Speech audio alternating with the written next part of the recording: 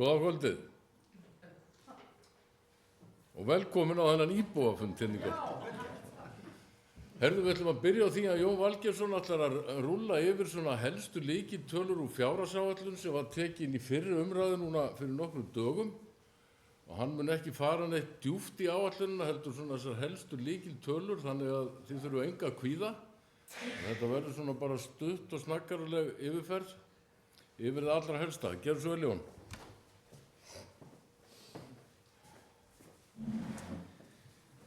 Já, takk fyrir það.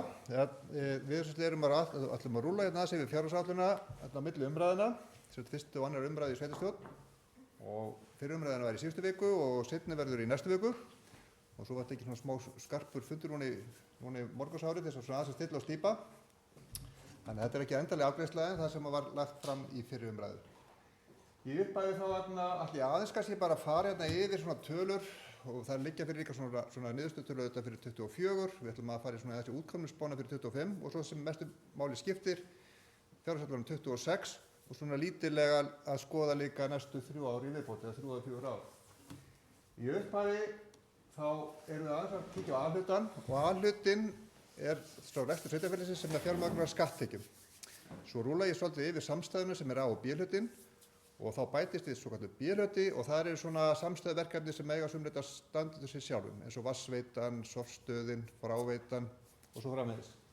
En A-hlutinn samt sem það skiptir eiginlega mestu máli, þar sem að skatttekjurnar og þessi aðalreksturinn sem á sér stað í sveitarfélaginu. Og það sem við erum að horfa á þá er náttúrulega eðlilega bara tekjur og útgjöld og við erum að skoppa hérna í A-hlutanum með 4 milljarða í tekjur árið 26 sem er bara áfangi í sjálfu sér. Síðan eru þá hérna og gjöldin eru hérna á 3,5 og við erum að áætla að reksturinn skýr 340 milljónum í A-hlutanum á árinu 2026 og það má segja að þetta sé svona svipuðum slóðum útkoman á árinu 24 og svo útkomuspáum fyrir árið 25, þannig að við erum að skýra þetta vel yfir 300 milljónir. Þannig að það svo sem lítur þokkalega út.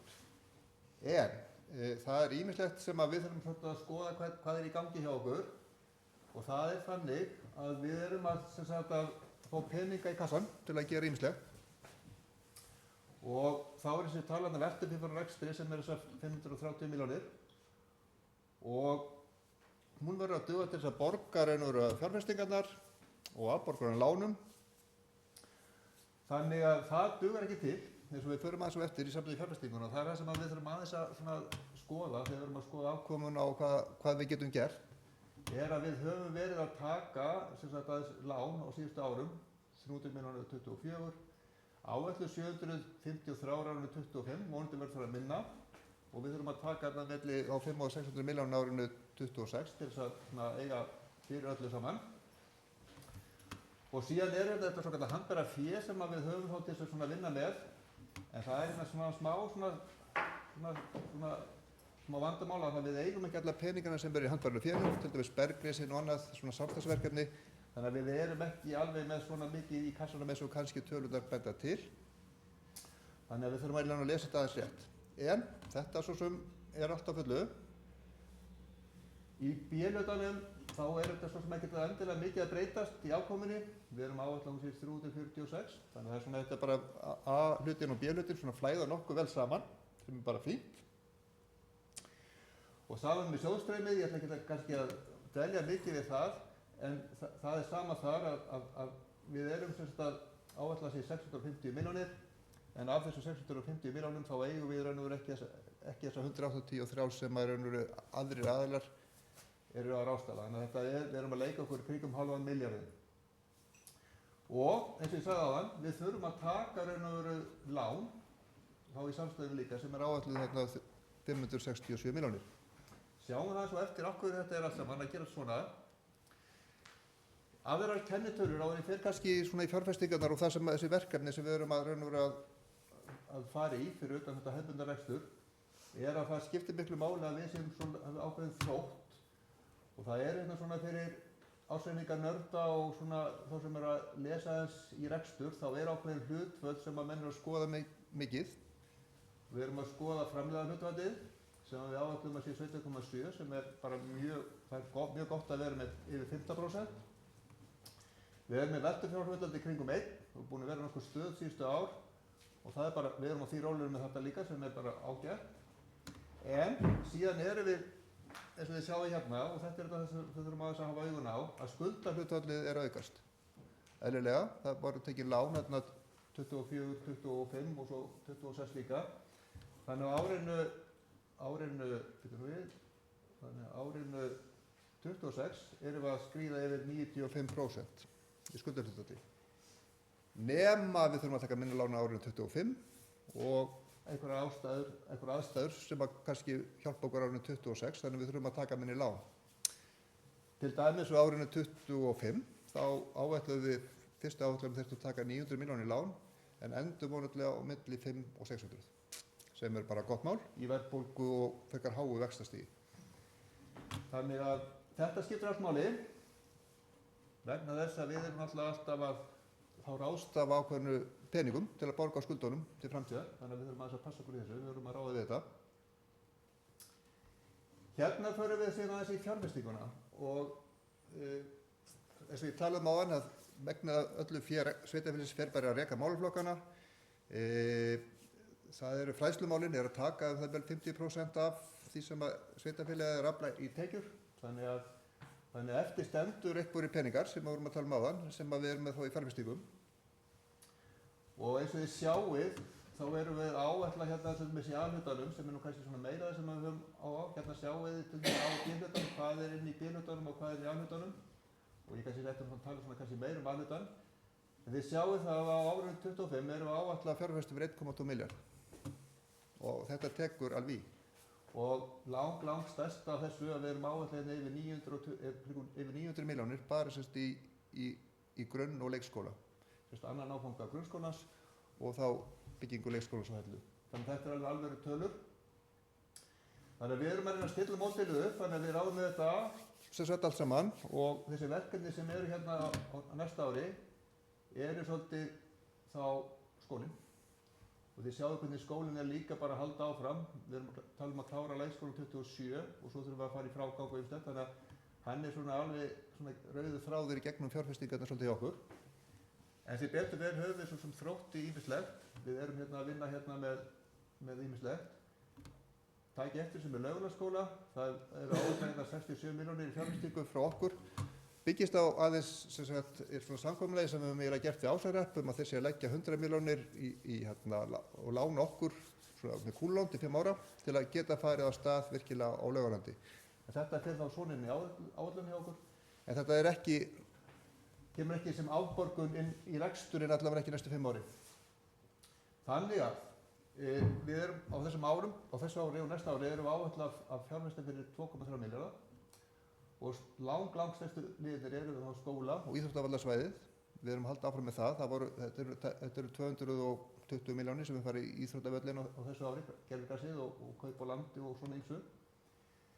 Þannig að það er skólinn og leikskólinn, það er íþróttasvæðið, það er Laugalandið og svo er gatnagerðin.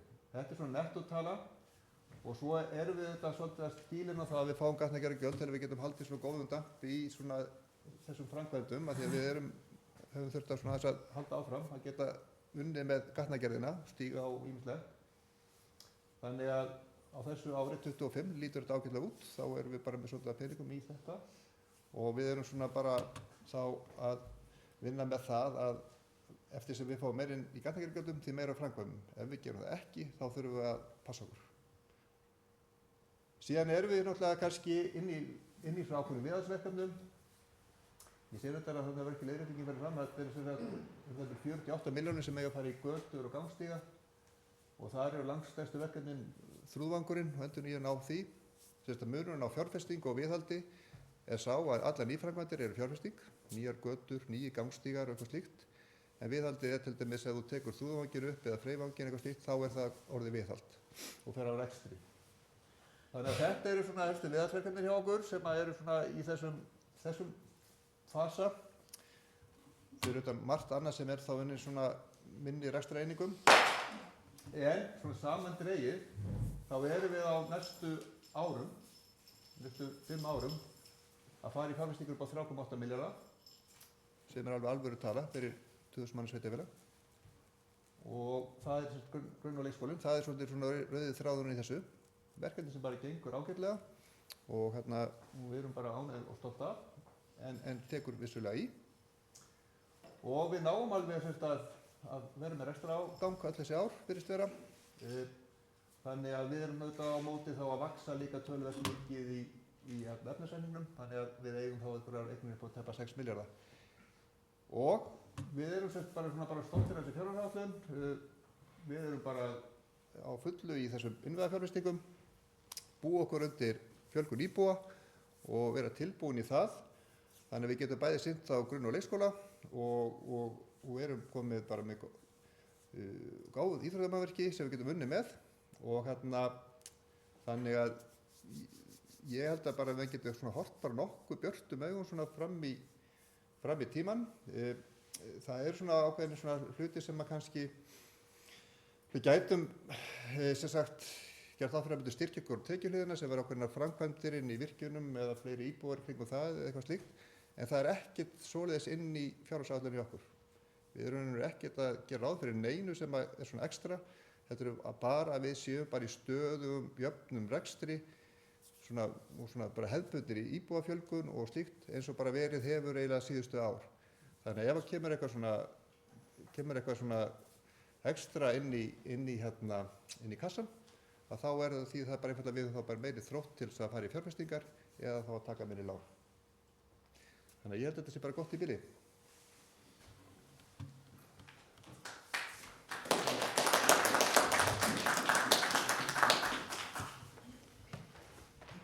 Takk fyrir þetta, Jón. Ég held að sé rétt að bara opna fyrir spurningar eða það einhverjir sem vilja spyrja sérstaklega út í eitthvað af þessu sem að Jón var að fara yfir. Það var bara sæti. Já, það ekki bara. Herru, ég hegg eftir því í það sem að fara í fjárfestingar og annað að það gert ráð fyrir næsta ári 50 milljónir króna í áframhaldandi uppbyggingu íþróttamannvirkja. Og ég ger ráð fyrir og veit að það ýmislegt eftir við gervigrasvöllinn núverandi, lýsing og annars sem að fara að klára. Svo hegg eftir að það ekkert sett í 2027. Hvert planið næstu 1-2 árin? Klára gervigrasvöllinn og búið eða hvað á ég að sjá út úr þessari áætlun að sé framtíðarplanið? Framtíðarplanið náttúrulega bara eins og margoft hefur komið fram að við ætlum að byggja frjálsíþróttavöll þarna á nýju landsvæði sem við vorum að kaupa þarna úr Helluvatnslandi. Við ætlum að næsta vor eða snemmi vor ætlum við að koma upp svona bráðabirgða aðstöðu fyrir gervigrasvöllinn þannig að verði hægt að spila það leiki í meistaraflokki, búningsaðstöðu og klósettaðstöðu og slíku. Og vonandi getum við farið í jarðvinnu við þennan nýja frjálsíþróttavöll sem við ætlum að byggja. Ég vona það. En stefnan að koma upp þessum frjálsíþróttavelli á næstu árum. Já, það bara, ég trúi þessum orðum alveg ágætlega, en það bara þannig að þegar gert ráð fyrir 50 milljónir í heildarframkvæmdir á þessu íþróttavöllsvæði næsta ári, ekki það árið þar eftir, þá ég erfitt með að sjá hvernig það á að komast í framkvæmd. Já. Sko, 3 ára fjárfestinga áætlanir eru þetta bara breytingum háðar. Við þurfum að setja þetta svona upp til þess að þetta gangi upp hjá okkur. En þetta allavega stefna. Ég veit ekki hvað ég get lofað þér meiru Ástþór með þetta. Ég skal aðskrifa inn í þetta líka. Það sem við erum líka að gera núna á næsta ári að áður en við getum hafið framkvæmdir við íþróttavöllinn, fjölstavöllinn og fleira sem er inn á þessu svæði, þá þurfum við að fara í ákveðna svona hugmyndavinnu og deiliskipulag. Og í raun og veru inn í skipulagshlutanum hjá okkur töluvert af fé og við erum bara að fá tilboð núna einmitt í hönnun á öllu svæðinu sem sagt og svo framönda því deiliskipulagsvinnu. Þannig að við munum leggja bara strax núna á nýja ári að fara í að klára á fullar hönnun á svæðinu, meðan völlinn þá og annað. Þannig að þar átt móti peningar í þá skipulagsvinnu og hönnun. Þannig að það svona stundum svona mismunandi pottar í gangi í skipulagshlutanum og svo í fjárfestingarhlutanum. En það auðvitað náttúrulega, og auðvitað má líka segja, kannski eins og Eggert að þarna vinna með, að það er auðvitað rosalega mikill fókus á árið 26 gagnvart fjárhagsáætlunargerðinni. Árið þar og eftir, það þarf eiginlega að taka fjárfestingaráætlunina alltaf upp annarkvort á þeim árum sem þú ert bara að vinna með hana, sem eins og 26 og svo náttúrulega fjárhagsáætlunargerðinni fyrir 27. Þannig að ég held að það er svona besta sem við getum sagt í bili, er það ekki? Jú, ég get kannski bætt við þetta eins og Jón kom inn á áðan þegar hann fór yfir áætlunina, þá erum við ekki að gera ráð fyrir í áætluninni hugsanlegum auka tekjum sem við getum haft, til dæmis í sambandi við virkjanaframkvæmdir og annað og það er ekkert útilokað að við getum kannski eitthvað fært til á miðju ári, það er ekkert útilokað. En byggingin á þessu gervigrasvelli þetta bara mjög stór áfangi í uppbyggingu íþróttamannvirkja hérna í sveitarfélaginu. Þó þetta sé ekki búið, það er eins og ég segi, við höfum eftir að koma upp búningsaðstöðu og það er komin upp bráðabirgðalýsing sem að vonandi nýtist eitthvað þó hún sé kannski ekki endanleg og það er heilmikið annað, það þarf að svona til framtíðar að byggja líka aðstöðu þarna sem að nýtist á bæði frjálsíþróttavellinum og knattspyrnuvellinum, svona framtíðar aðstöðu, en það er eitthvað svona í framtíðinni. Þetta kostar allt mikla peninga og við verðum að fara varlega. En viljinn er allavega til staðar.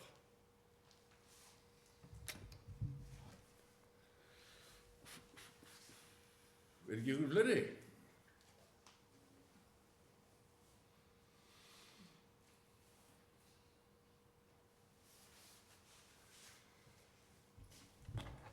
Það lætur enginn á sig kræla. Þá held ég að við förum bara í næsta lið sem er, svo ég fara aðeins yfir það hvernig það er komið til, það er varðandi töðugjaldahátíðin okkar. Það voru svona, við skynjuðum svona ákveðið ákall að endurskoða eða kalla eftir hugmyndum frá íbúum hvernig fólk vildi sjá þessa töðugjaldahátíð okkar eða þessa bæjarhátíð okkar þróast á næstu árum og sitt sýnist hverjum náttúrulega með það. Þetta er nú orðin hátíð sem er búið að halda hér í yfir 30 ár og ekkert óeðlilegt að það sé svona staldra við annað slagið og menn taki stöðuna hvort að sé ástæða til þess að breyta eða bæta eða draga úr eða eitthvað slíkt. Þannig að við gerðum svona viðhorfskönnun, getum kallað, kölluðum eftir hugmyndum frá fólki og hún Ösp Viðarsdóttir og Berglind Kristinsdóttir sem er formaður menningarnefndarinnar og Ösp er markas- og kynningarfulltrúi, það er ætla að fara aðeins yfir það sem kom út úr þessari könnun. Og svo í framhaldinu þá tökum við umræðuna svona hvað ykkur finnst að við ættum að gera og hvernig við ættum að vinna úr þessu sem að við fengum sent inn. Tilbúin Ösp?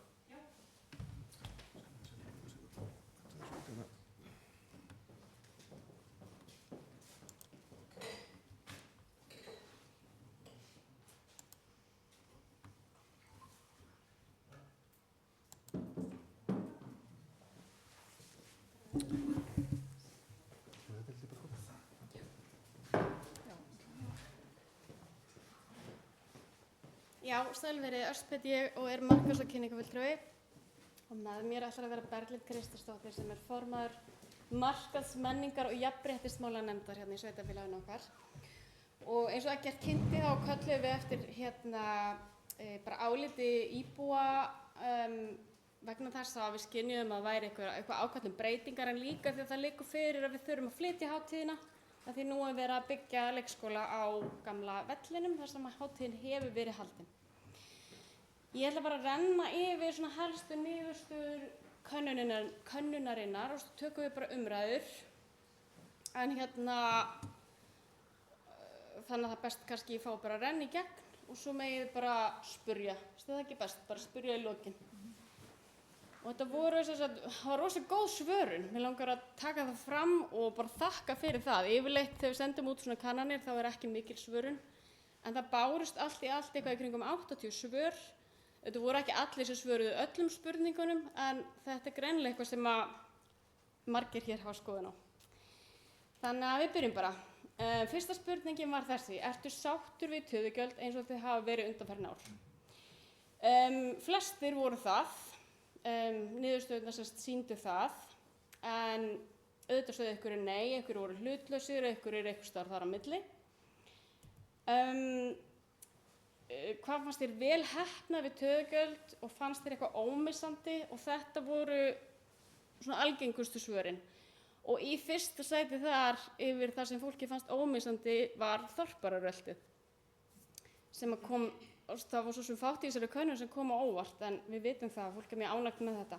En við komum aðeins betur á þessu seinna. Númer 2 flugeldasýningin, en við vitum að það eru líka afar skiptar skoðanir hana, en það var númer 2 í því sem fólk var ánægt með. Svo kom kvöldvakan, barnadagsskráin, það hefur verið mikil ánægja með að við höfum boðið frítt inn á leikhópi Lottu síðustu 2 ár, mikil ánægja með það.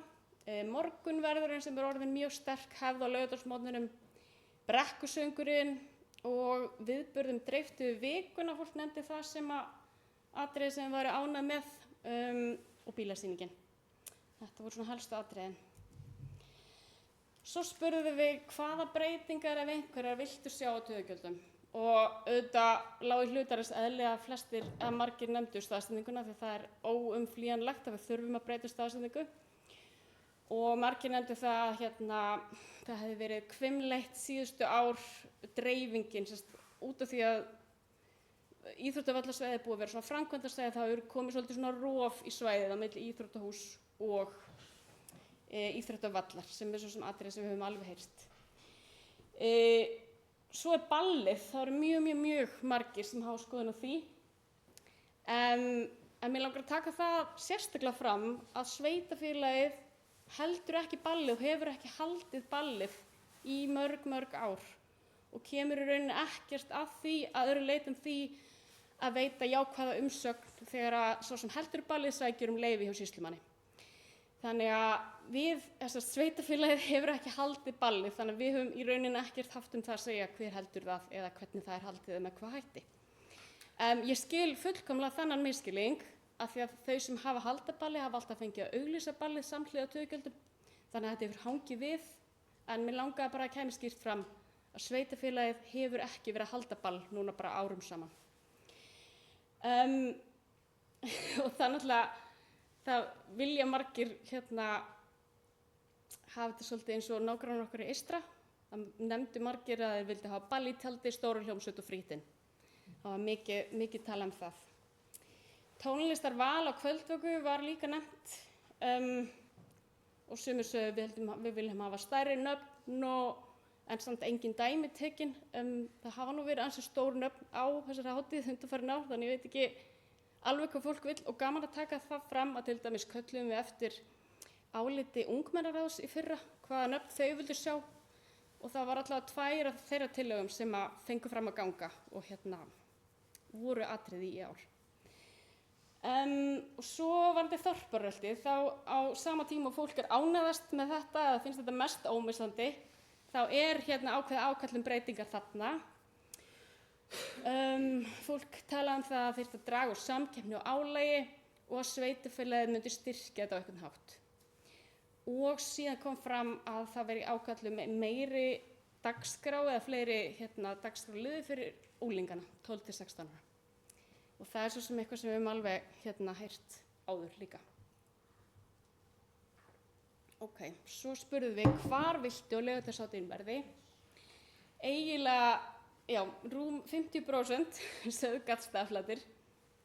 Fólk vill aftur hvort til fortíðar fara í gömlu góðu töðugjöldin, sem við skiljum alveg sem að byggum þegar þau voru þannig. Þetta var rosa gaman og þessi mynd sem fylgir með, hún frá 96 og við sem byggum þá munum öll eftir þessu tjöldunum og fjörinu. Ég ætla að taka strax fram að við erum ekki að fara að taka ákvörðun hér á þessum fundi hvar töðugjöld 2026 verða. En þetta bara niðurstöður úr könnunin þar sem fólkið var að segja. Númer 2 var Árbakkinn við Nes. Númer 3 nýja gervigrasvellinum. Mér skilst að það sé algjört no-no og það verði aldrei, af því að hann það viðkvæmur og hann myndi ekki þola það, sem ég skil fullkomlega. Svo var nefnt flugvöllurinn, túnið hérna fyrir framan stofnarheimilið sem við erum í núna. Hóllinn á milli Dynskala og Þingskála, þetta er svæðið á bak við Villt og Alið, hérna túnið þar, eða hóllinn þar. Og svo svæðið norðan við Gerðvíkursvöllinn sem er hérna þar sem að nýji frjálsíþróttavöllurinn á að verða, þar sem að Eggert var að tala um á hana sveitarfélagið nýlega búið að kaupa. Svo spurðum við aðeins út í þorpararöltið og við spurðum með hvað sniði myndir þú vilja hafa þorpararöltið.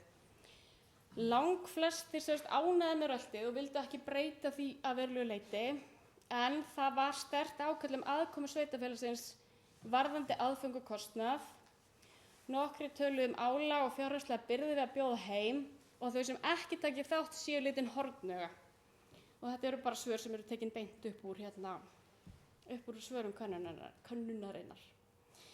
Svo þegar við spurðum myndir þú taka þátt í halda þorpararöltið, það var meiri hluti sem sagði já, nokkrir kannski og enn færri nei. Þannig að flestir sem svöruðu könnuninni voru jákvæðir eða svona nokkuð jákvæðir fyrir að taka þátt. Svo spurðum við bara í lokin hvort það var eitthvað annað sem fólk vildi koma á framfæri. Það voru ekki margir sem svöruðu þessari spurningu, en þó nokkrar ábendingar sem bárust þarna. Til dæmis hvað snerti litina, auka stemminguna fyrir því aftur, fá verktaka til að sjá með hátíðina, hafa þorpararölti í öllu þorpinu í staðinn fyrir hverfi, hafa meiri hvatningu fyrir þátttöku fólks í dreifbýlinu, setja meiri pening í hátíðina og stækkana, hafa hana fjölbreyttari, fá gömlu góðu töðugjöldin aftur, hafa þetta eins og Hvolsvelli, meira úrval af frægu tónlistafólki, meira gaman, breyta ballinu, hafa töðugjaldahlaupi aðgengilegra fyrir fleiri. Þannig að þetta er svona, það voru alls konar ábendingar sem komu fram, eðlilega. En sko, í stóra samhenginu þá eru flestir mjög jákvæðir og flest notuðu síðustu spurningu til að sýna þakklæti og ánægju. Eins og geggjuð helgi, takk fyrir mig, hlakka til næsta árs, ómissandi, frábært, vel heppnað og fjölskylduvænt. Þannig að okkar tilfinning þrátt fyrir að sé ákall einhverjar breytingar, þá svona skynjum við það gegnum þessu könnun að flestum finnst þetta ómissandi og vilja halda þessu áfram og eru svona yfir það heila ánægð með það sem er verið að gera. En þetta var bara mjög áhugavert og í stuttu máli tókum við þetta svona saman. Við elskum töðugjöld en viljum fara með þau aftur upp á Gaddstaðaflatir, hafa meiri fjölbreytni, halda ball í tjaldi og fá smá hjálp með þorpararöltið. Og næstu skref eru bara að skoða hvað er raunhæft, hvað þarf til að gera breytingar sem fólki vill og hvað viljum við til lengri tíma. Það er líka alveg eitthvað sem við þurfum að spyrja ykkur. Þannig að já, þetta var niðurstaða könnunarinnar á Hundavaði. Þá bara opnum við spurningar held ég. Hver ætlar að vera fyrstur? Já, það má kannski segja eins og Ösp kom inn á hann í upphafi að það er kannski lag núna að því að í raun og veru erum við búin að missa svæði sem við höfum verið með hátíðin á hérna niður frá út af þessum framkvæmdum sem við erum í, að þá er kannski lag núna að breyta til og færa þetta til eitthvað. Og kannski einhverjar fleiri breytingar sem svo í framhaldinu menningarnefndin hennar Berglindar mun fara yfir í bæði með tilliti þess sem kom fram í þessari könnun og þetta kom einhverjar góðar hugmyndir hérna á þessu fundi sem að nefndin kemur til með að vinna með og vonandi getum við kannski gert einhverjar breytingar sem að verða til batnaðar. Ekki það að þetta sé búið að vera ómögulegt, en eins og ég sagði áðan að það var allt breytingum háð. Viljið þið bæta eitthvað við þetta, stelpur? Spurningu svar? En hvað ef þetta færi aftur upp á Gaddstaðaflatir? Er það raunhæft? Hver á svæðið? Sko, sveitarfélag á svæðið, en hestamannafélagið náttúrulega stjórnar svæðinu. Hestamannafélag ásvæði, fyrirgefðu afsakið. Þannig að þú veist, það veltur algjörlega á því hvort að hestamannafélagi væri til í þetta og samanskapi hvort að sveitarfélagi væri til í að gera það aftur. Þannig að það er ekki nokkur skapaður hlutur í hendi með það. Nei, ég segi líka að þú erum náttúrulega að koma nýtt hesthúsahverfi. Já, ég veit það. Þannig að við erum ekkert endilega að fara að skjóta upp flugvöldum þarna heldur. Nei, það er ýmislegt sem Já. stoppar, sko. Þannig að það er sótt að flugveldasýningunni líka. Hún er í ákveðinni útrýmingarhættu, skulum við segja. Er ekki sama staða með flugvöldasýninguna á Töðugjöldum og áramótum? Áramótaflugvöldasýningin er alltaf þarna, er ekki hrossin jafnvel frekar inni þá? Á áramótunum, jú. Það er ekkert betra, sko. Og það er líka, ef við færum með þetta út á flugvöll, þá erum við líka nálægt hrossum. Það er eiginlega alveg sama hvar við erum á svæðinu hérna með þessa hátíð. Við erum alltaf svolítið frek á flugvöldanum, sko. Maður skilur það alveg. Já, ég held að sé ekkert verra á Töðugjöldum heldur en í á áramótum. Nei. Alls ekki. Spurning bara Nei, en það hefur verið svona stigvaxandi óánægja með það að við séum að skjóta upp inn í þorpinu, mjög nálægt húsum fólks. Það er komið aðeins út fyrir þarna samt. Já, ég veit. En þetta er eitthvað sem það er bara að skoða. En svo er líka annað að Geysir er alltaf með firmamót á sama tíma. Þetta er alltaf spurning samtal bara, þetta. En það eru alveg fleiri svæði sem er hægt að skoða. Það er bara hugmyndir þurfa að koma og við þurfum að vinna úr því bara. Já. Eiríkur? Já, takk. Takk fyrir góða kynningu og bara virkilega gaman að sjá hvað var góð þáttaka í könnuninni. Það var náttúrulega svona ákveðin prófraun á Gaddstaðaflatir í sumar. Það var haldin Njálsbrenna og það er bara einmitt það er allavega góðir innviðir til hátíðarhalda. Bara samtal sem þurfti að taka, hvað væri hægt að gera. En það væri kannski meiri dreifing viðburða eftir könnunina merkja þá klárlega að verða Töðugjöld áfram. En hvað er út frá þeim fjölda sem hefur verið að sækja viðburðina, væri Árbakkinn nægilega stór eða hvar? Sko, ef við ætlum að fara til dæmis í svona stórt tjald, þá er alveg möguleiki að það rúmast þar, en það myndi rúmast betur til dæmis fyrir fram að þetta hús, teljum við. En inn í þorpinu er ekki marga staði að ræða sem getur rúmað það, en auðvitað myndi það rúmast vel á Gaddstaðaflötum. En ef við förum í tjaldi, það er svona, það er margir spenntir fyrir þeim möguleika og það er enginn sem segir að við þurfum að útiloka það, en við vitum líka að það kostar mikið. Og er stór biti af kökunni sem er ekkert rosalega stór.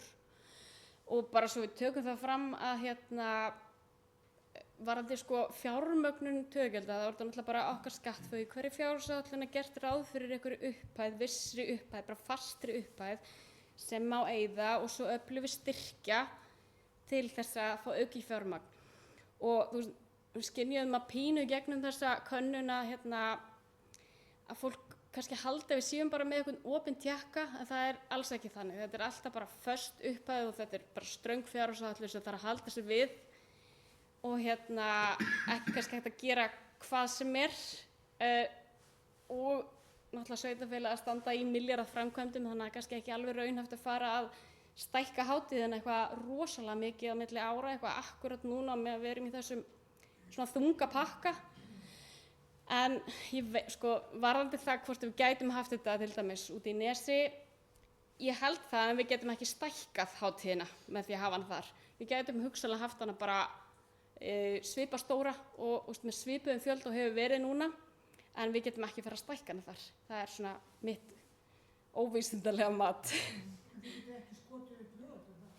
Nei, við getum ekki skotið upp flugvöldum þar. Við getum eiginlega bara illa skotið upp flugvöldum inn í þorpinu lengur, finnst okkur.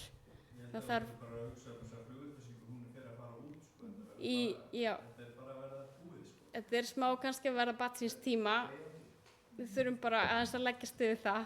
Samt ekki að synda ofan á tímulínu. Já, svo er það líka spurning sko að hafa flugveldana fjær. Algjörlega, hún þarf ekki að vera ón í manni. Já, Ég er algjörlega sammála því. En þá erum við aftur orðin pínu sko að háðu veðri líka. Já, og náttúrulega kost... Það er leiðilegt að skjóta flugveldum fyrir fleiri 100.000 og enginn sér þá sko. Nei, einmitt, eða þungskíða og svona. Já. Og náttúrulega kost... Já. Er ekki málið að færa bara kvöldvökunar niður á Gaddstaðaflati? Þar höfum við brekku, þar höfum við aðstæðu, getum lagt flutningabíl fyrir neðan, en svið. Við höfum það hvergi inn í þorpinu. Nei. Ekki, við þurfum að hafa brekku við. Já, við ætlum að hafa brekkusöng, þá þyrftum við helst að fara þangað. Svæði hérna hjá Vilt og Alið er alltaf lítið. Það er ekki líka hellar þar undir. Er ekki eitthvað formir eða hellar eða eitthvað þar undir? Hvernig, hver veit það? Jú, mér skilst að það séu hellar en það er ekkert búið að kanna það held ég. Að það er vita til þess að sé eitthvað undir. Þannig að það, þú veist, ef þetta fara að gera eitthvað framkvæmdir það, þá þurft að byrja á einhverju mati á því. Þannig ég veit ekki alveg hvernig það er því. Plús það að aðgengið þangað er kannski ekki upp á það besta en þú veist, það þurft að gera helling. Þetta er skemmtilegt svæði samt. Já. Þetta er það og væri kannski hendur að fyrir minni viðburði, ég veit það ekki, og skoða það eitthvað tíma. Vitum við eitthvað sirka, þú veist eins og núna, það voru ágætis mæting á kvöldvökunna. Mjög góð. Hvað getum við áhugað að það verður margir? Ég held að við höfum áhugað að það hafi verið svona 1500 manns sirka. Held ekki. Þessi brekka, það er með meira móti sko, en brekkan var, hún er náttúrulega stutt og löng, en hún var mjög langt í henni í ár, en ég giska á svona 1500 manns. Þannig að mjög há. hún er alls ekki há, nei. En þurfum við ekki svolítið svona bara sem sveitarfélagina að upphefja svolítið töðugjöldun okkar og þá fólki sem koma, það er rosa margt í gangi akkurat alltaf þessa helgi sem við erum að halda töðugjöld. Það er í Hveragerði, en svo horfum maður á Hvolsvöll og þetta er alltaf svaðaleg mætingar í Hvolsvöll. Af hverju getum við ekki haldið eina góða svona hátíð þannig að það sé fullt af fólki? Já, sko línan undanfarin ár hefur verið að hafa þetta frekar lokal, þess að staðbundið, að þetta sé aðalega fyrir íbúana og brottflutta og fjölskyldur og svo leiðis og það hefur þess vegna, og þú veist af því að kannski fjárhagurinn hefur ekki verið mjög mikill, þá hefur ekki verið grundvöllur fyrir að fara í rosa markasetningu eða stækka hátíðina svo leiðis. Staðreyndin er svo að í Eystra setja þau meiri pening í hátíðina og það er bara þeirra stefna og kannski hafa þau úr meira móða akkurat núna.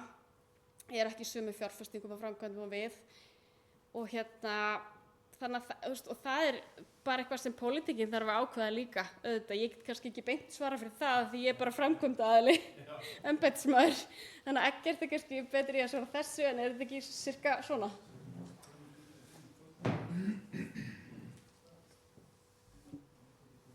Jú, þetta er allt satt og rétt sem Öss segir að auðvitað er þetta allt saman háð hvað menn setja mikla peninga í hátíðina hverju sinni og en það segir svo nú kannski sjálft að ef að hátíðin verður stækkuð og gert meir úr henni að þá kostar þetta eitthvað meira. Ég held að það þurfa ekki að vera að fara í einhverja fyrirleiki með það.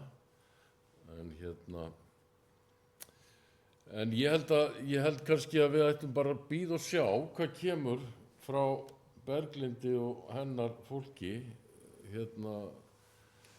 svona í framhaldi af umræðinni og þá sjáum við til hvort það sé ekki hægt að finna einhverja krónur einhvers staðar ef það er vilji til þess að reyna að stækka þetta eitthvað. Ég held að ekki þetta útiloka neitt í því. Mér langar að segja samt í sambandi við þetta að stækkana, sko, töðugjöld eru mikill kostnaður en það kemur ekkert inn á móti, sko. Þannig að það er alveg sama hversu marga við fáum utanaðkomandi, hún mun aldrei verða annað en kostnaður og meiri kostnaður eftir því sem hann stærri. Þannig að það er ekki kannski hægt að segja að þú veist, gerum stærra og það kemur eitthvað inn á móti. Það mun ekki gerast, sko. Það er alveg. Já, en hins vegar er þessi hátíð náttúrulega stökkpallur fyrir fullt af okkar fólki, einhvert annan. Af því við erum að nota hæfileika fólk okkar hérna úr okkar sveit sem að síðan einhver sér og jafnvel opnast ykkur tækifæri fyrir það fólk. Þannig að mér finnst sko bara mín persónulega skoðun er svo að við þurfum ekkert endilega að breiða þetta eitthvað brjálæðislega mikið út.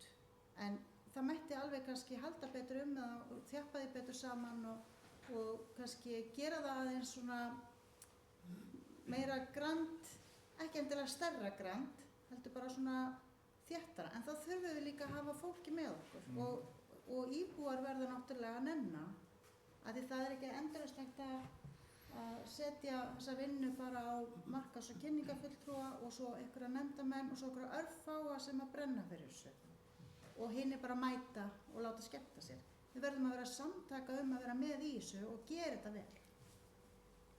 Þetta sem við gerðum á skoðanakönnunina, það er risastórt skref að þessu og við finnum fyrir því að við eigum það. Já, þetta er bara okkar.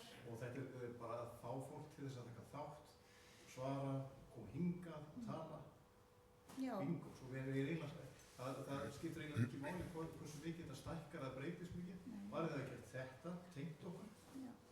Og þetta er sko íbúar þurfa að hafa metnað fyrir þessu og ef við höfum metnað fyrir þessu öll saman þá verður gaman, alveg sama hvað sko. Annars að við þurfum ekki að fá Sinfóníuhljómsveitina eða Bjarka Halldórs endilega til þess að hafa gaman sko. Við erum í því bara. Svo má kannski segja líka að með svona hátíð að það er kannski svolítið óáþreifanlegt hverju svona hátíð er að skila fyrir samfélagið. Við vitum ekki sko þjónustu aðilar hér og svona væntanlega njóta góðs af eftir því sem að meira fólki. Þú veist, þetta er ekki alveg snertanlegt sko hvað situr mikið eftir. Hvað segirðu? En líka bara eins og þegar við erum að setja upp skrautið og svona sko. Þetta er síðustu ár þegar ég verið í þessu, þá er þetta bara allt í saman fólki. Og það er ekkert auðvelt að redda sér tækjum og tólum til þess að hengja upp eins og veifurnar og allt þetta dót. Kannski ef það væri að leita meira til sveitafélags með að fá lánuð tækjum tól til þess að gera þetta, þá kannski fær maður meira fólki með sér. Akkurat. En þetta lendir alltaf á sama fólkinu allan í mínu hverfi að skreitast og standa í þessu.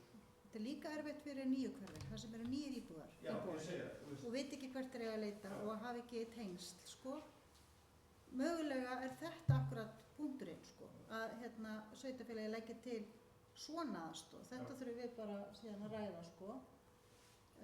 Það er bara staðreynd að í öllum hverfum eru örfáir sem að brenna fyrir þetta, hafa ógeðslega gaman að þessu og hafa mikinn metnað, en svo mikil meirihluti í hverfum sem er bara svona ég nenni sig ekki, þetta er alltaf eins, þetta er alltaf það sama. En það er á hendi íbúa að gera þetta ekki alltaf eins og alltaf það sama. Maður þarf ekki alltaf að henda gamla skrautinu og kaupa nýtt, en maður getur alveg bætt við eða skiptum lit eða hvernig sem maður vil hafa það sko. En þetta er góða punktur, þetta er til dæmis ein leið til þess að ýta undir skrifa hennar. Ég held líka sko í sambandi við þetta það eru bæjarhátíðir út allt fyrir einustu helgi sko. Já. Og við höfum bara að hafa hátíðina eins og við viljum hafa hana fyrir okkur. Við þurfum ekki til að hafa hana eins og konsertin. Við bjóðum alltaf upp á betra veður. Satt. Það er rétt. Og það er eins og þetta, það er mjög skiptar skoðanir þetta eins og allt sem tengist höfugjöldum.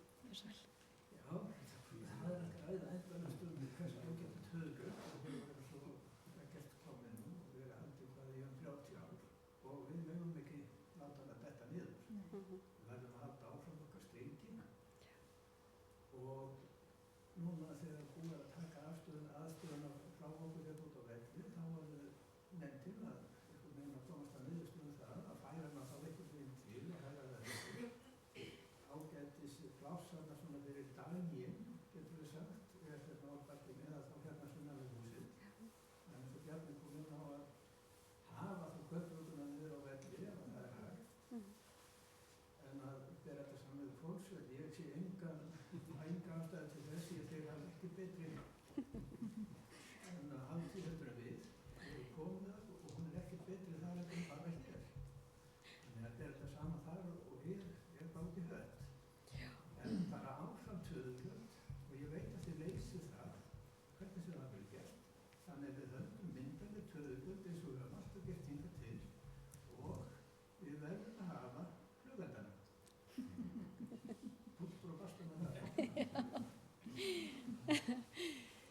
þú ekki með hönd uppi, Halldóra? Jú, ég var bara að pæla hvort það væri hægt að nota fjölmenningarráð eitthvað til þess að fá nýjar hugmyndir.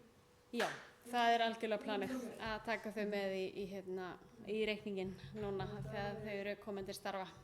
Við köllum munum áfram kalla eftir hugmyndum frá ungmennaráði og fjölmenningaráði og kalla eftir almennt hugmyndum íbúa. Þannig að það er algjörlega planið. Bjarni, þú varst næstur. Þetta hafi verið eitt, sko, þetta var náttúrulega skrýmslið, þetta var á velli. Já. Þetta var heilmikið skrýmslið á sínu tíma á köflum. En ég held að hluti af þessu þegar þetta var fært og allir voru ánægðir með það þegar þorparvöldu byrjuði á þetta, að það var held að hafa verið tregð á að vera með banir á velli út af myrkri, Já. út af lýsingu. Það er Það er myrkur, það eru löggæslumál, það eru gæslumál, það eru leyfismál, þetta flækist allt. Þetta snýrist leyfismál, þetta myrkrið, sko, þetta er það að segja. Einmitt. Og því meira svona sem við erum að fara inn í nóttina, ég tala nú ekki ef það á að bjóða upp á áfengisleyfi, þá er allt þyngra í vöfum hvað var að leyfi og gæslumál. Þannig að það er líka flækjufótur sem þarf alveg að taka inn í reikninginn. Brynhildur. Já, ég bara, mér langaði svolítið að þið höfum verið að ræða matarhátíð. Já. Þú veist, er ekki hægt að tengja þetta saman og hafa bara gera matarframleiðendum og svona uppskeru hátíðinni eins og þetta var. Hærundur höfði með, þú veist, meiri svona matarkynningum frá þeim sem og ekki bara matarhundur eins og bara brugsverksmiðum og það sem að sveitafélagið hefur upp á bjóða. Algjörlega, það er bara mjög góð hugmynd. Bjóða þeim vettvang þar sem að vera að kynna sína vörur. Já, algjörlega, bara mjög góð hugmynd. Þetta var alltaf gaman í gamla daga þegar matarframleiðendur var að kynna sig. Í gamla daga var þetta náttúrulega svolítið mikið líka kynningarsvæði fyrir fyrirtæki, búvöru, einhverja framleiðendur, SS, fóðurblandan og þetta allt saman voru með sýningar, allar vélarnar sínar og allt ótið, sko, SS gefa pulsur og svona. Svo bara hættir það í rauninni. Fyrirtæki hætta að vilja styrkja svona brjálaslega mikið og allt þetta vesen við að koma með allar þessar vélar, þetta var bara hellingsvesen, sko. Þannig að þá í rauninni dettur dálítið botninn úr, sko, peningapókanum þegar stóru fyrirtækin eru farin, sko. Og eins og Bjarni kom inn á þá var þetta orðið dálítið skrýmsli, þetta var orðið útihátíð með 10-12.000 manns og íbúar voru orðin þreyttir á því á sínum tíma og þess vegna meðal annars var þetta minnka á fært inn í þorpi og íbúarnir tóku þetta svolítið sínur hendur á fyrstu árin eftir þetta var þessu breytt. Mér langaði að koma aðeins inn á líka varandi þorparöldi af því að það hefur verið alls konar pælingar með það núna síðustu 2 ár sem ég hef komið að þessu. Að það var algjörlega íbúana og hefur verið bara alveg á þeirra könnu öðru leyti en því að sveitafélagið segir, þú veist, heldur utan að hvaða hverfi er næst og kemur með klósett og síður ruslammál. En nú bara finnum við að það er ákveðið ákall meira aðkomu sveitafélagsins og við þurfum bara að fara í þá vinnu að ræða það við íbúa og nefndin þarf að taka þetta fyrir. En svona ég sé strax í hendi mér að það er lítið mál að útvega til dæmis skálar og skeiðar og glös og bolla og eitthvað slíkt. Það er alltaf auðvelt í framkvæmd og kostar ekki mikið. En svona að öðru leyti þurfum við bara að skoða það vel. En það er eitthvað sem þarf algjörlega bara að skoða. Ragnar, varst þú með komment? Ég var með svona tvent, sko, bara eitt er alltaf að mér persónulega finnst bara lykilatriði að reyna að hafa sem mest á sama stað, hvort sem það fari í tjaldi ekki. Og annar máli er óraunhæft að sækja styrki til fyrirtæki. Nú tekið bara, ég hef svo flestar að vita að ég var í íðhúsinu, menn bara eins og þegar Hekla byrjaði, þegar fyrsta fyrirtæki kom vegginn, þá kom allir hinir og þeir vildi ekki að hluta. Ég meina við sem sveitafélögum náttúrulega versla við fyrirtæki, Húsasmiðjan, Bíkó og fullt af öðrum fyrirtækjum og gera þau svolítið sýnileg með þetta því að ég er ekki að segja að ég er ekki bara að pressa á fyrirtækjum, skilur að allir verða að vera með. Þannig að það var að gera það þá kannski sýnilegt og taka það þá kannski líka svona segjum að það verði farið í þetta tjald sem að verði svona, þá getur náttúrulega allt á sama stað. En það er ekkert óeðlilegt á meðan við erum að svona betri sporum og erum að halda í peningum bara út á öðrum fjárfestingum. En þá kostar bara einhver x upp það inn á balli eða eitthvað skilur. Þá er það bara einhver önnur hljómsveit sem er þar eða bara, þess vegna var söfnunarbauk og ég myndi efast að allir myndi örugglega setja 1000 kall í hann. Eða ég vil bara reyna að finna einhverja millileið til að fjármagna þannig að þetta endi ekki alltaf á því að útvarpstekjurnar okkar fari að keyra alla hátíðina. Sko, varðandi styrki fyrirtækja, ertu að meina það í kringum þorpararöldi? Nei, ég Af því er að að tala bara í fyrirtæki- hátíðinu Já, hvað vinnur til dæmis byggingafulltrú og skipulagsfulltrú mikla vinnur fyrir Landsvirkjun. En það er nú þegar þannig. Fyrirtæki eru að styrkja hátíðina nú þegar. Við leitum til allra fyrirtækja í sveitafélaginu nánast og utan sveitafélagsins varandi styrki og það, þú veist, það er ómetanlegt. Það er oft bara, þú veist, í fyrra held ég að það hafi verið 3/4 af peningunum sem við höfðum, ef ekki eitthvað aðeins meira. Og þar eru bara, það er, þú veist, við gætum eiginlega ekki haldið þessa hátíð nema með styrkjum fyrirtækja. Það er eitt dæmi, til dæmis bara hljóðkerfi, kostar milljónir og eftir því sem við erum með stærra sjó, þurfum við stærra hljóðkerfi, segir sér sjálft. Þannig að ef að fyrirtæki styrkir þetta 500.000 þá er það bara farið eins og skot af því að eitt skemmtiatriði kostar 600.000 til 800.000, þessu stóru. Og þá erum við ekki að taka hljóðkerfi með í myndina sko. Þannig að þetta er svona, en við erum alveg að fá frá fyrirtækjum heilmikinn pening sko. Það er samt Já, ekki til. Það er Margrét. fróðlegt líka fyrir upplýsandi fyrir íbúa að vita, þú veist, hvað erum við að setja í þetta og hvað er áætlað á næsta ári? Þú veist, hvað Já. höfuðgjöldin er að kosta okkur? Já, í fyrra, nei fyrir ekki, á þessu ári, 2025, þá var þetta 6 milljónir sem við eyddum eða höfðum úr að móða. Það er að 4 frá sveitafélaginu og tæpar 2 frá fyrirtækjum. Á næsta ári, það er ekki búið að samþykkja eða staðfesta fjárhagsáætlun, en við erum að vonast til að það verði 5,5 frá sveitafélaginu. En þar erum við líka að reyna að fá smá buffer af því að þessir styrkir frá fyrirtækjum eru engin fasti. Við getum ekki gert ráð fyrir þeim þegar við erum að byrja að skipuleggja og við byrjum að skipuleggja töðugjöld í janúar yfirleitt og við erum stundum ekki að fá svör frá fyrirtækjum fyrr en í júlí. Þannig að það er rosalega erfitt að skipuleggja töðugjöld að fullu þegar svona stór partur af fjárhagnum eru styrkjapeningur sem við erum ekki með fastan í hendi og vitum ekki nákvæmlega hvort eða hvenær komi inn.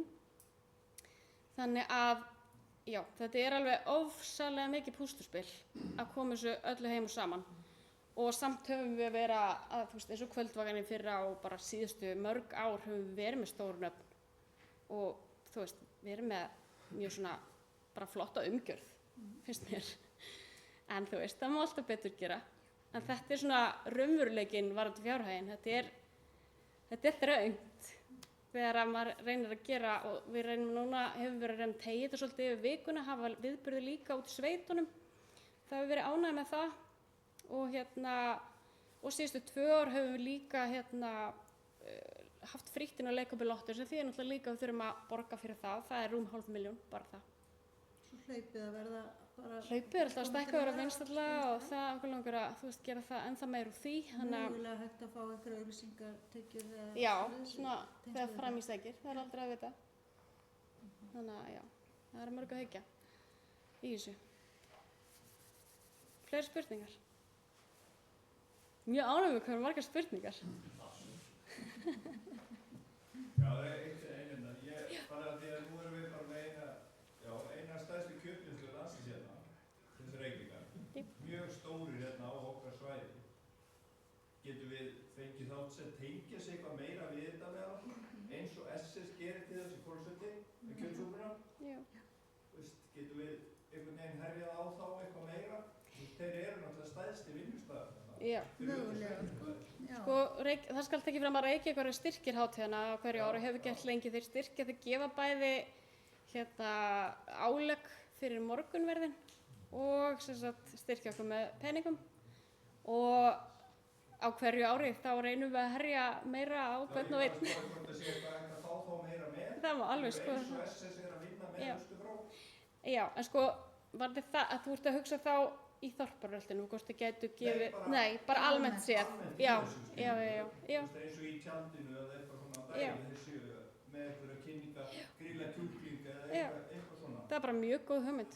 Við munum Og klárlega við munum herja á alla áfram og hérna. Ég meina bara því að þeir eru stæðstir hérna af þessum fyrirtækjum og við erum alltaf landbúnað að gera það. Við erum að tengja þetta hérna við. Já, það má alltaf reyna að fá meira. Við hættum því aldrei. En já, svo verðum við bara að sjá hvað kemur upp úr kassanum hverju sinni. En eitt er alveg ljóst, alveg sama hvað verður, að málið er í mjög góðum höndum í þessum tveimur hérna. Og fleirum. Ég held að það sé nú engin spurning. Eru einhverjar fleiri pælingar, spurningar? Já, ég vil bara þakka fyrir síðust tölgjöld og þetta var merkjað að dreifa svona vikuna og koma með eitthvað nýtt. Mér varst það meira á þetta. Takk fyrir. Áfram tölgjöld. Já. Allir mjög ákveðir. Endar þetta ekki bara með því að við setjum einhver alvöru klæðingar á íþjóðhús og þetta endar þar inni eins og flest allir aðrir viðbyrðir í sveitina? Já, veit það ekki. Það er stórt tjáls en það er ekki að reysa það. Akkurat, það er satt. Ég sagði nú við Ösp síðast hvort það er geta, því að leikskólinn er farið, geta sópa sér girðingu burtu og gera svona vinsæði þar og tengja á árbakkan. Loka þrúðunginum og gera hjáleik. Bingo í sal. Bingo í sal. Fyrir þá sem að halda töðugjöld, þá er stórt tjald heilmikil aukavinna. Mjög mikil aukavinna. Og aukakostnaður. Já. Mikið batteri. Og því stærra. Svo getur gert roka, það er þetta ekki hér. Nei, aldrei, nei. En þeir kannski takið eftir því að það er enginn að skrifa fundargerð en það gerir ekki til því Jói tekur allt upp sem sagt er í salnum. Þannig að það er hægt að spila þetta allt saman, þannig að allt sem sagt er á góðum stað.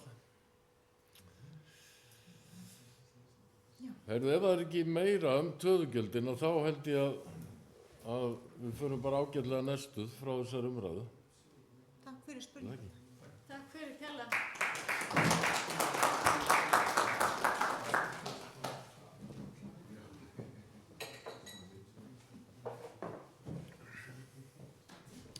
Og eins og ég sagði áðan að þá er uppleggið þannig að nú tekur nefndin þetta svolítið til sín og vinnur úr þessu bæði því sem hefur komið fram og eins sem kom í könnuninni sem við gerðum og kemur með ykkur á tillögu fljótlega hvernig við stöndum að þessu allavega næsta ár eða næsta sumar. Fleira var nú ekki formlega á dagskrá þessara fundar en ég ætla nú bara að gefa kost á ef að ykkur vilja spyrja eitthvað allt annað að við freistum þess að svara því ef það eru ykkur spurningar sem að brenna á fólki. Gatnagerðarframkvæmdir, Hrúðvang og Hraunvang. Já. Eitthvað nánar það? Það er bara sem sagt stefnt á að taka bæði fara í gangstéttaframkvæmdir við Þrúðvang og laga Þrúðvanginn og svo laga Freyvanginn. Það stóð til að gera það í sumar en það eru vandræði rétt með vatnsmál. Það í götunni. Í Freyvanginum. Þess vegna frestaðist það 1 ár og verður tekið næsta sumar. Hvað er að frétta þarna af Landsvirkjun? Er þetta beitarhólf hjá þeim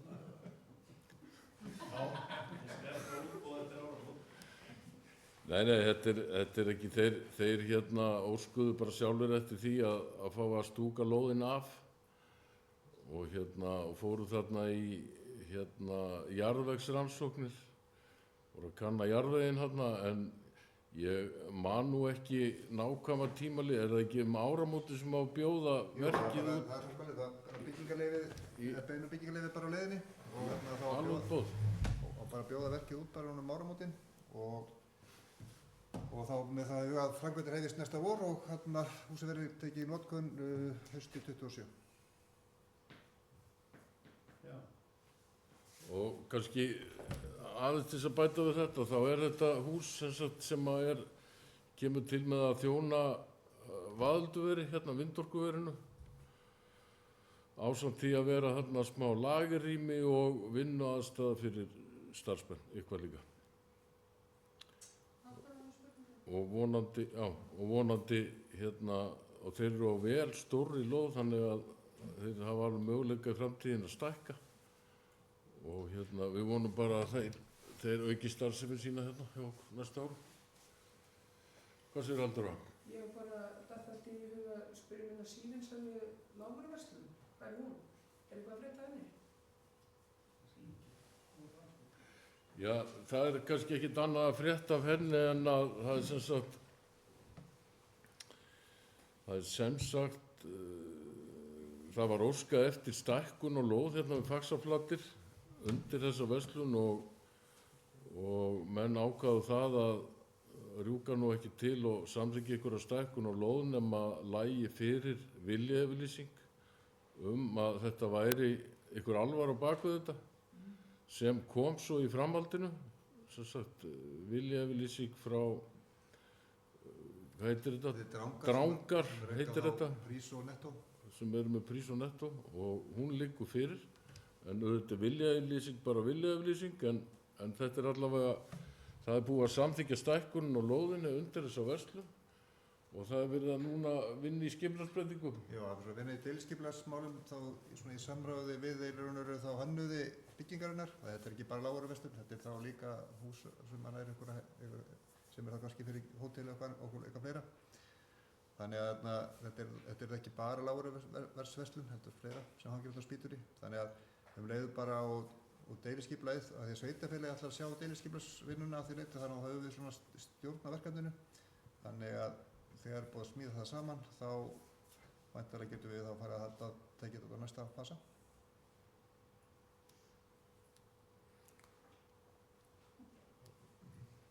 Má ég fylgja eftir upp í pontu? Já, gjörðu svo.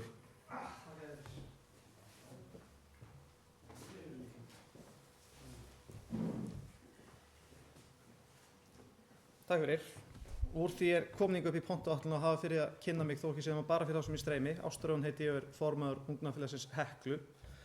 Ég spurði áðan út í íþróttamannvirkin hérna og það er það sem ég ætla að halda aðeins áfram með hérna. Þá tengist þó ekki beint fjárhagsáætlun sem var ræða áðan. Mig langar aðeins að fara aðeins yfir stutta söguskýringu í þessu. Þannig málum vexta eftir kosningar 2022 skipaður vinnuhópur framtíðarskipulag íþróttamannvirkja hér á svæðinu. Hann skilar sér skýrslu til sveitarstjórnar sem að ég var meira að segja heiðursanjóta að fylgja eftir inn á fund til sveitarstjórnar og sveitarfélag afgreiði þetta, engin athugasemd við það. Sú uppbygging sem á sér svo stað er ekki unnin samkvæmt þessari skýrslu sem þessi hópur skilaði af sér. Hversu ná að vera að skipa þessu hóp ef ekki að vinna eftir því. Gott og vel, en uppbygging er farin af stað, hún er ágætt. Í fyrstu er lofað því að meðfram því sem að gervigrasvöllur byggist upp 2025 eigi að koma aðstaða fyrir frjálsíþróttir líka og völlur í framhaldi. Það var svo sem alltaf vita frá upp að það var helviti geist að fara í það og er þá tilkynnt það að það frestist ár. Og grípur þú Ungmennafélagið inn í og spyr hvort það ekki sé frekar hægt að sleppa því að fresta þessari bráðabirgðaaðstöðu ár og fara frekar í heildarframkvæmd árið 2027. Áður en ég held lengra þá er ég ekkert að koma hér upp sem einhver sérstakur áhugamaður frjálsíþróttir þó ég sé það að sjálfsögðu. Staðreyndin er einfaldlega sú að þetta er þriðja fjölmennasta íþróttagreinin hér í Rangárþingi ytra og kannski að utanskildum hestaíþróttum sú árangursríkasta sem við höfum. 105 Íslandsmeistarar, 8 unglingalandsliðsmenn og 6 Íslandsmet á síðustu 10 árum. En hvað blasir svo við mér hér þegar ég kem á fund? Það er gert ráð fyrir árið 2027 50 milljónum króna í heildarframkvæmdina. Það er hellingur eftir við þetta gervigras. Þið komist ekki, það er heppnið að byrja á nokkru skipulagða vinnu í kringum frjálsíþróttavöll 2026 með það sem blasir hér fyrir frammi. Er það þrátt fyrir að búið sé að segja hér í ræðu og riti að þetta eigi að koma árið 2027 og enn fremur er gert ráð fyrir 0 krónum árið 2027. Og ég veit að þetta er allt breytingum háð. Þið segja að þetta geti nú komið inn auka tekjur allt þess áttar. En það sem mig langar að kalla eftir er að það komi plan það hvað eigi að gera. Það er gert flokksistur okkar en ágætið að koma með plön. Getið þið komið með plan það hvað á að gera. Ekki vera að gefa í og úr, fresta og draga úr og svo gefa í. Ef það er ekki bolmagn til þess að koma almennilegri aðstöðu hér á fyrir 2028, 2029, þá er mun einfaldar að segja það og við sem stjórnum íþróttafélaginu hérna getum þá byggt okkar starfsemi upp í takt við það sem koma skal. En þar fyrir utan, meðan að verið er að höggva enn frekar á þá litlu aðstöðu sem við höfum nú þegar, þá er öll frestun afar þungbær í okkar starfi. Þannig að það er kannski frekar en ég ætla að láta þið svara þessu aftur. Þú dregur í, eða segist ekki geta endilega lofað neinu, en ég vil þá sjá plan og ég vil sjá tölur þetta sé á leiðinni. Þannig að þetta er bara hvatning til ykkar. Kom með plan, þó að planið sé 1 ári, 2 ári lengur. Við getum þá frekar unnið með ef við vitum hvað koma skal. Takk fyrir.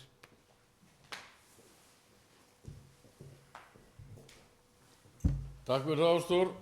Ég bakka ekkert með það sem ég sagði áðan, að við stefnum á að byggja hann á frjálsíþróttavöll og ég sagði það einhvers staðar á fundi að draumurinn var að byrja á jarðvinnunni næsta ár og klára hann svo 2027. Ég er alltaf ekki að útiloka að það verði þannig. Tölurnar þurfa að endurspegla það líka. Tölurnar þurfa að endurspegla það líka. En þú tókst eftir því hvað ég sagði áðan, var það ekki? Já, gott. Fleiri? Ég vil bara spyrja aðeins þarna, ég er að pæla í svona farsældarmálum síðan alveg. Er einhver flottum farsældarráð og eitthvað svona fleira í kringum það? Þú veist, lögum farsæld barna og er eitthvað plan það? Vitið þið hvað þetta stað? Það er búið að stofna farsældar á Suðurlandi og við erum bara þáttækendur í því og ég veit að skólafélagsþjónusta verður svona leiðandi í þeirri vinnu.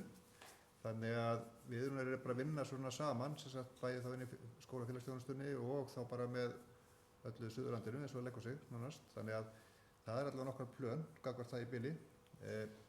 En farsældin er náttúrulega, eins og þú og fleiri vita, þetta er náttúrulega mikið langhlaup og lögin og innleiðing á þeim eins góð og þau eru bara að taka tíma og það eru alls konar samspil milli félagsþjónustu, skólaþjónustunnar og skólanna og sem bara er í vinnslu.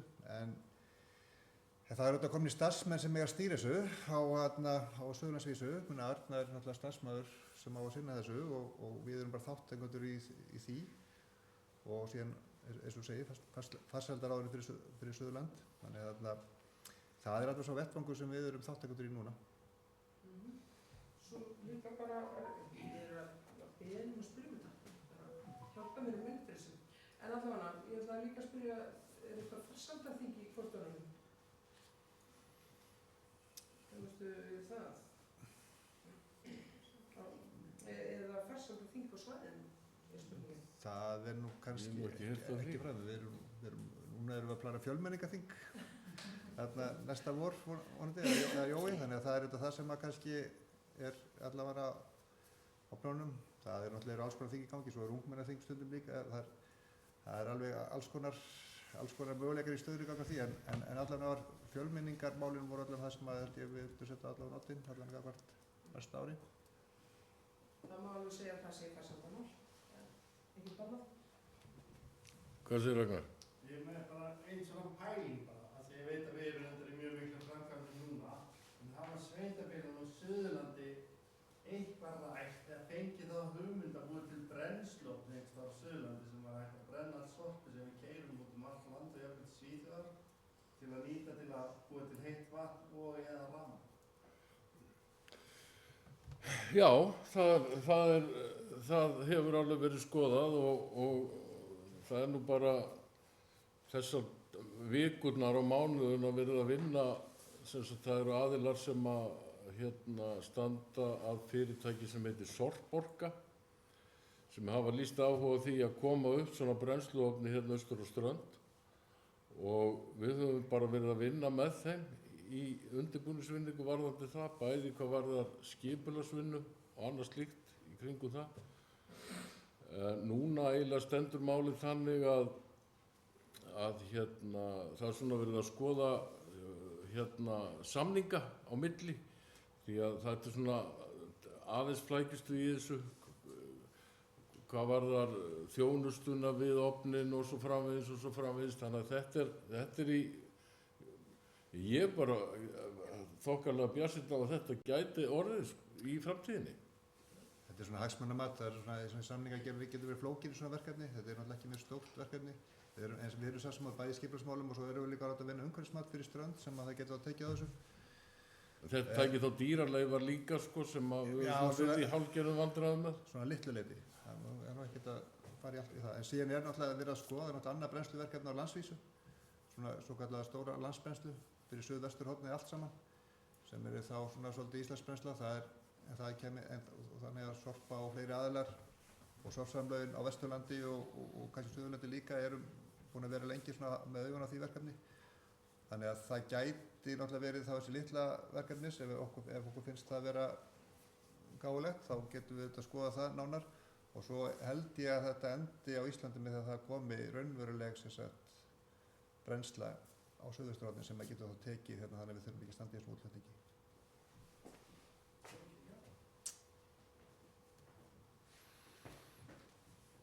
Spyrja einu, er einhver áform við byggingu við Lund eða er eitthvað í gangi þar svona, þetta? Já, við vorum nú bara fundi í morgun að það hefur verið áhugi fyrir því að skoða að koma eða bæta úr aðstöðu fyrir dagdvöl. Og við vonum einmitt að fá bara fyrstu drög að hugmyndum það í morgun.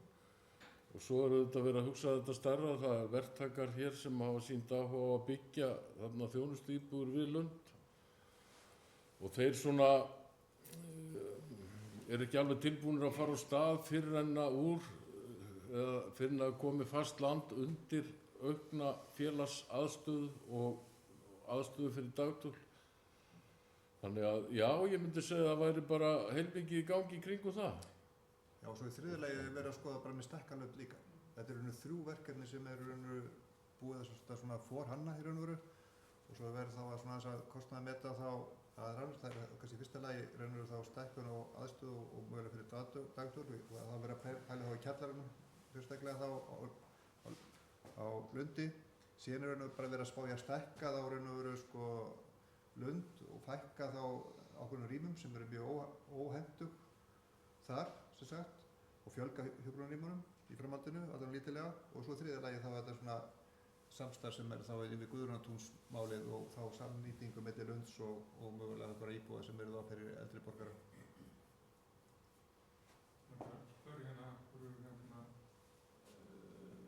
Voru ekki mistök að setja þessar byggingar sem eru komið hana núna, nýstu tvær, almenna markað, en ekki sem þjónustuíbúðir fyrir Lund. Til framtíðar litið þá var ekkert að byggja neitt mjög mikið þannig að nær Lundi fyrir svona þjónustuíbúðir til dæmis. Ertu að meina nýju ráðhúsin þarna? Voru það ekki verktakar sem voru að byggja það? Það var alltaf bara skipulega sem bara venjulegar íbúðir en Lundur reyndar getur stekkað alveg drjótt Já, ég veit það, ég er að svona þjónustuíbúðir sem að fólk geta verið og nota þjónustuna á Lundi til framtíðar og þá sá hópar eftir að stekka mjög mikið. Það er pláss fyrir slíkar íbúðir þarna niður frá Það er ekki mikið. Já, nú slekkaði Já, kannski aldrei nógu mikið. Þannig að það til svona að það verði ekki tekið meira undir svona. Þess vegna náttúrulega var einmitt það svæði og hefur ekki verið rétt í úthlutun einmitt það svæði því var haldið frá sérstaklega náttúrulega bara fyrir þetta eða hvað með einhver önnur verkefni. Fyrsta húsi sem var komið þarna, það var byggt fyrir 60 hús til dæmis.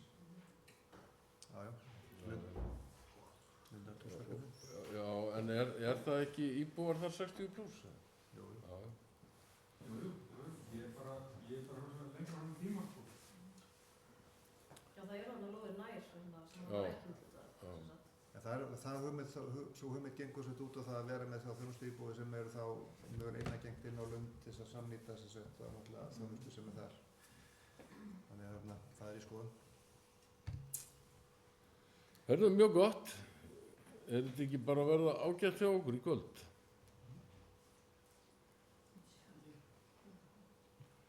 Heyrðu, þá bara vil ég þakka ykkur fyrir góðan fund og